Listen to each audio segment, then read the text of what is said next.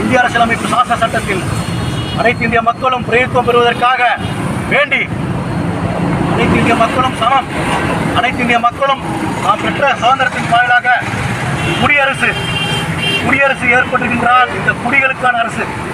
கால்வாசி நாட்டை 25% தொகுதிகளிலே முடக்கி வைத்துவிட்டு இது குடியரசு தான் என்று நீங்கள் சொல்வீர்கள் என்றால் அப்போ 25% சர்வாதிகார அரசா, 25% எங்களை முடக்குவாத அரசா?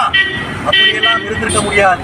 நாம் அனைத்து மக்களும் சுதந்திரம் பெறுவாய், நம் அனைவருமே அரசியல் அதிகாரம் பெற வேண்டிதான் இங்கே நாம் சுதந்திரம் பெற்றோம் என்றால் உடனடியாக இந்த தனித்தொகுதிகளை ஒழித்து அனைத்து இந்திய மக்களுக்கும் தங்குதடை அற்ற தேர்தல்களை வலியுறுத்துகின்ற இந்த ஜனநாயக மக்களாட்சி தத்துவத்திலே மக்களை ஒடுக்கியும் அடக்கியும் இருக்கின்ற இந்த தனித்தொகுதிகளை உடனடியாக ஒழித்து, அதுவே ஒரு கரிசனத்தின் அரசியலமைப்பு சாசன சட்டத்தில் எடுத்து பார்த்தீங்கன்னா பிராக்கெட்ல கொடுத்துருப்பான்.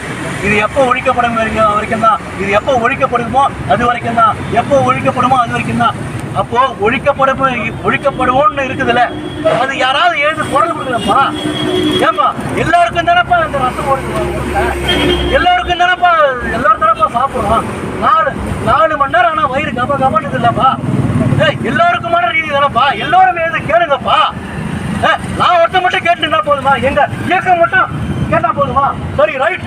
எங்கள் இயக்கம் சத்திரிய இயக்கம், இந்த மக்களுக்காக பாடுபடுவது சத்திரிய லட்சணம். நாங்கள் முதல் குரலை எழுப்பிவிட்டோம். நீங்க மக்கள் இப்ப எல்லாரும் கேளுங்கப்பா. உங்களுக்கு ரீதிப்பா, உங்கள் அனைவருக்குமே தான் சுதந்திரம் பெற்றிருக்கோம்.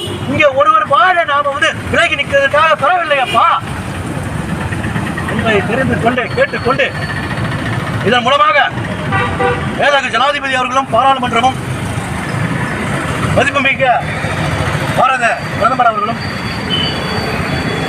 மதிப்புமிக்க பாரத உள்துறை அமைச்சர் அவர்களும் நம்முடைய தமிழ்நாட்டினுடைய மாண்பு மிகு ஆளுநர் அவர்களும்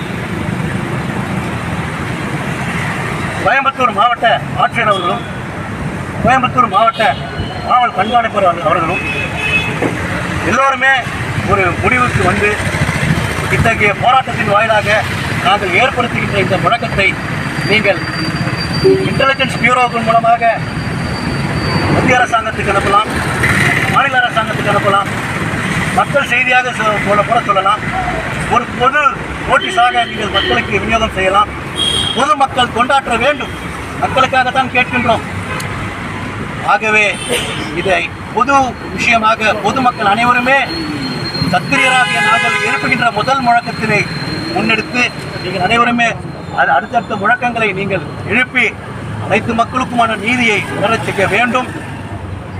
நாம் நம்மளுடைய தொகுதிகளின் மூலமாக தனித்தொகுதிகள் என்று திணித்து நம்மளை முடக்கி வைத்துவிட்டு இது சுதந்திர நாடு என்று நம்மளுக்கு எடுத்துரைப்பாயர் ஆயின் இது யாருக்கான சுதந்திர நாடு என்பதை இந்த கேள்வியை மட்டும் நீங்கள் மனதில் வைத்துக் கொள்ளுங்கள்.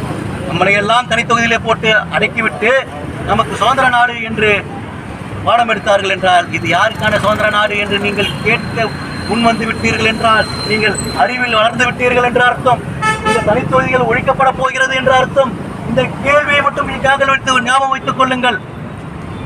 எங்களையெல்லாம் மக்கள் பிரதித்துவ முறையான ஆட்சியிலே எங்களையெல்லாம் நாங்கள் பிரதித்துவம் பெறாதவாறு தனித்தொகுதியின் மூலமாக எங்களை அடக்கியும் ஒடுக்கியும் வைத்துவிட்டு இது சுதந்திர நாடு என்று எங்களுக்கு பாடம் எடுத்தால் இது யாருக்கான சுதந்திர நாடு என்று கேள்வியை கேட்டு நீங்கள் பழகுங்கள்.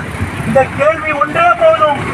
தனித்தொகுதியை ஒழித்து தனித்தொகுதிகள் என்று எதை சொல்கின்றோம்? பாராளுமன்ற தொகுதிகள் தனித்தொகுதிகளை சொல்கின்றோம். தனித்தொகுதிகள் என்று எதை சொல்கின்றோம்? அனைத்து சட்டமன்ற தனித்தொகுதிகளையும் சொல்கின்றோம். தனித்தொகுதிகள் என்று எதை சொல்கின்றோம்? Corporation, city corporation, municipal corporation, municipality, town panchayat, பேரூராட்சிகள், ஒன்றியங்கள், கிராமப்புற எல்லாத்திலுமே தான் சொல்றோம். ஒருவர் வாழ நாங்கள் சாவது மக்களாட்சி கிடையாது. எல்லோரும் வாழ வேண்டும். எல்லோருக்குமான அரசியல் உரிமைகள் இங்கு நிலைநாட்டப்பட வேண்டும்.